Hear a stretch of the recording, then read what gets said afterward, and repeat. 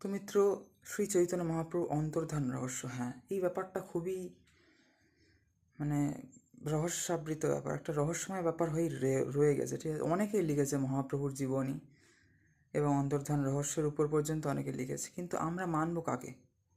যারা অথেন্টিক, যারা চৈতন্য মহাপ্রভুর শিষ্য, যেমন বৃন্দাবনের গোস্বামীরা বা অনেক মহান মহান ভক্তরা যারা পুরীতে, নবদ্বীপে এবং বৃন্দাবনে ভজনা করেছেন, মহাপ্রভুর শিষ্য হিসেবে খ্যাত, তাদের কথাই তো আমরা মানব, তাই না?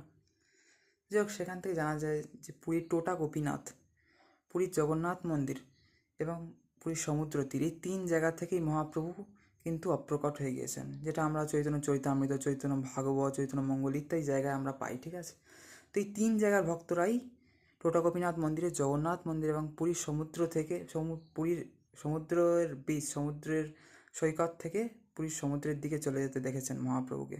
তো তিন জায়গার ভক্তদের কাছে এটা একটা রহস্যাবৃত জায়গা ছিল। তো সেই জন্যে কিন্তু বলা হয় মহাপ্রভু তিনটে প্রকাশ হয়ে গিয়েছে।